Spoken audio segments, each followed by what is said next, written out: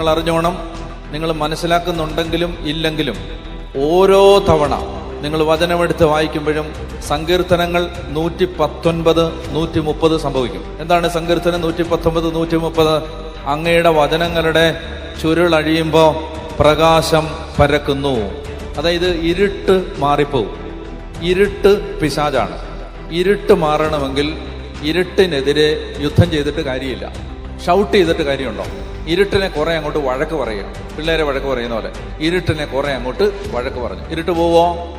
ഇരുട്ടിന് നേരെ 4 ചാട്ടം അങ്ങ് ചാടി. ഇരുട്ട് പോവോ? പോവത്തില്ല.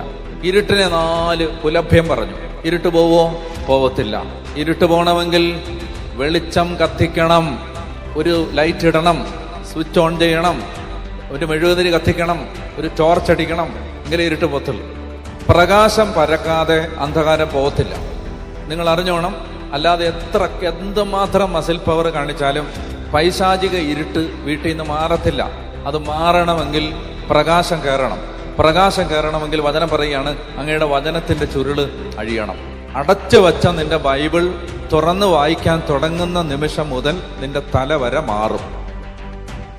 ഞാൻ കണ്ടിട്ടുള്ള അത്ഭുതങ്ങൾ 1, 2 ഈ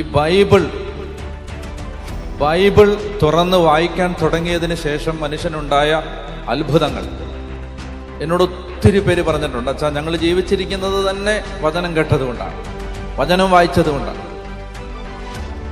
അത്ഭുതങ്ങൾ സംഭവിക്കാൻ നമ്മുടെ കയ്യിൽ ഒരു ആയുധം ദൈവം തന്നിരിക്കുകയാണ്.